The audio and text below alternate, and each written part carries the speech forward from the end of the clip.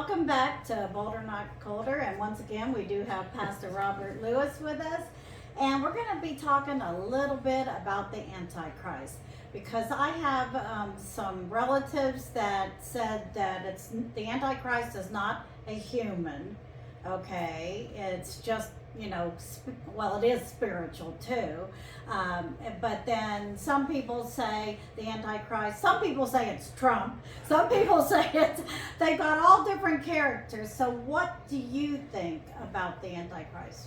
Well, Richard Nixon was. Richard Milhouse Nixon, 666. So that was... Okay, so it's Richard Nixon. I wasn't expecting that one. And what happened? He didn't go into the temple and do anything. Okay. Now, Go ahead. Antichrist is a real person, or will be. And I really, personal opinion, I believe he is on earth today. Mm-hmm. He's not been revealed. He may not even know who he is yet. Yeah, But I believe he's already on the earth. yes. But the thing is, and I see this a little different, that's one reason I asked to let me talk about this, is virtually every teacher I've ever heard teaching about Antichrist says he's going to come out of the EEU, the European Economic Union, or EOC, and EOC anyway, but out of the European thing. Right. Probably one of the Russian satellites. But I disagree vehemently with that. And I want to share a few scriptures with you as to why I believe that. Because, and I'm going to read, I wrote them down, I had no way I could memorize them. So, but this is out of Revelations 13:2, speaking of the Antichrist. He's referred to many times in the scriptures, the man of perdition. It talks about him being a ruler, and I will get to it down at the end of this when we get into the four horsemen. They are actually all four phases of his rule, if you get down to it. But it talks about, where did Antichrist come from? Did he come from Europe? Well, in all honesty, I saw this not too long ago in Revelations 13:2. It says, the beast which I saw was like unto a leopard. His feet were as the feet of a bear. His mouth was as the mouth of a lion.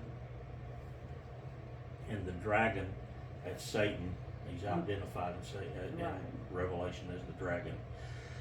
The dragon gave him his power and his seat and his great authority. Now, what does that have to do with where it came from? Okay, glad you asked that. Oh, okay. But if you read in Daniel chapter 2, and I will tell you, if you're a student of Revelations, quit reading it. Go read the book of Daniel, study the book of Daniel for a few weeks, then go back and read Revelations, and it'll be a whole new book for you. Yeah. It's amazing. It's like the Old Testament Revelations. Yeah, if exactly. You get down to it. Yeah, So, it's true. but this comes out of Daniel chapter 2. Nebuchadnezzar had seen a image, and he couldn't remember what it was, so he had his all the people around trying to tell him about it and what it meant and all the others. So Daniel finally came on the scene, and making a long story short, it's fascinating what he did. But anyway, Daniel comes on the scene and he says, "Thou, O king," talking to Nebuchadnezzar, "thou, O king, sawest, and behold, a great image. And this great image, whose brightness was excellent, and stood before thee, and in the form was terrible." But this image's head was of fine gold. But verse 32, it says, this image's head was of fine gold, his breast and his arms of silver, his belly and his thighs of brass, and his legs were of iron, and his feet part iron and part clay.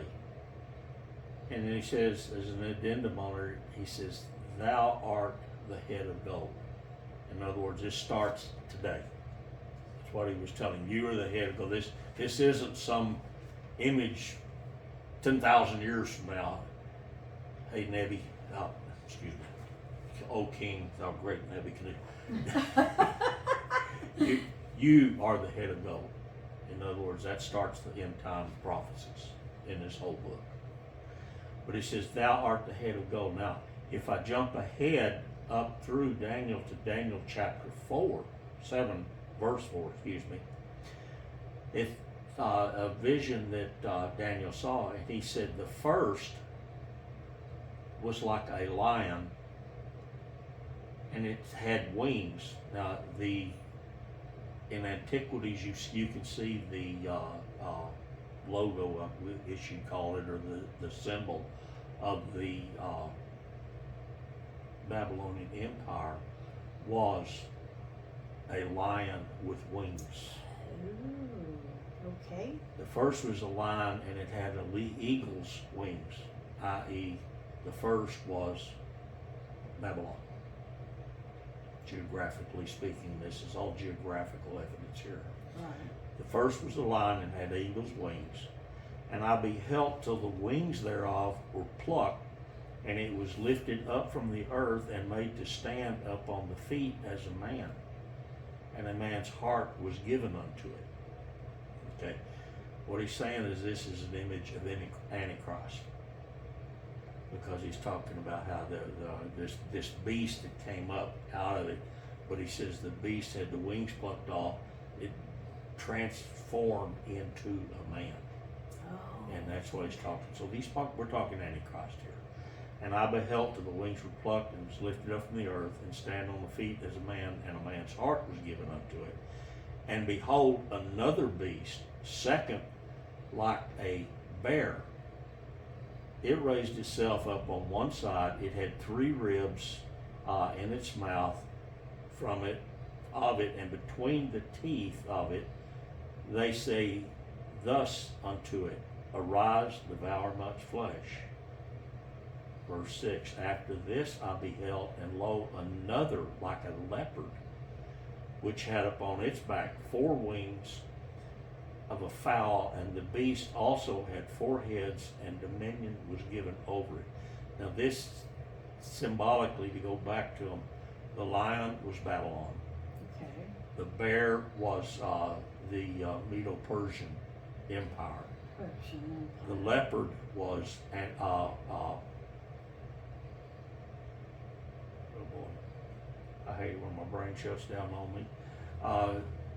The leopard was the Grecian Alexander the Great. So. Was the leopard. Okay. He's spoken of in 2 different deals in here, but he was the leopard, which was upon and had on his back 4 wings. That was the generals that was with him and was supporting them, actually, if you will. Had 4 wings, and the beast also had 4 heads. Once again, speaking of the 4 heads, when Alexander the Great died, his kingdom was separated into 4 divisions with these 4 kings. Okay. And so that's what you get. The wings can be either as the 4 supporting, they also are symbolic of speed, because he conquered the world in such a fast time that it was unbelievable. It can't be done with that small of an army and that fast, but he did. But well, he's fueled by Satan. But regardless, Yeah. but then when he died, like I said, the 4 kings came up out of it. Now this may be where everybody gets the idea that the Antichrist comes out of Europe, because Greece is a part of Europe. But you have to remember, Greece had conquered all of the Middle East here. He had conquered Babylon and Persia and all these people, all of them. So his empire stretched all the way over there. And so that's it. But he says that I had 4 wings, the beast had 4 heads, and dominion was given to it. And if you go on and read in here, it says, and out of these 4 heads came the little horn. The little horn. And the little horn obviously being Satan. But the Grecian Empire covered all of these other nations. And the reason I said that, let me back up. And I just talked about this vision. Right. There's like a lion, there's a bear, and a leopard. Now let's go to Revelations 13 and 2. Okay. The beast which I saw was like unto a leopard, and his feet were as of a bear, and his mouth was as of a lion. So we have the same scenario. The same area. And these nations are not, this is Persia over here, this is Babylon over here, this is Greece over here. That's one geographic area, because the nations that ruled that area were the Babylonians, the Persians, Medo-Persians, and the Greeks. So that's why I say that the Antichrist came out of there, because he's got the features of the nations that have ruled that area. So Persia, I thought, was Iran now. It Nowadays, is now. Ancient Iran was Persia. So we have Iran, and then we have Iraq, and then we have Greece, you said? Yeah. Well, Greece now is a little tiny island over here. Over there. But at that time, Greece was one of the rulers of that area of Babylon, and that's, like I said, they're trying to reestablish the Babylonian Empire even today, with in that area, because making ready for Antichrist. So it sounds like it's more like maybe like the Muslims then. It's sounding more like. You remember what I was saying a few weeks ago? The Antichrist was a Muslim. Right, that's what he's you going said. to be. Actually, I believe he's going to be a moderate Muslim, but he will be a Muslim. He would have to be, because he has to be charismatic enough to, even for the Christians to go, oh, he's so great, he's so wonderful.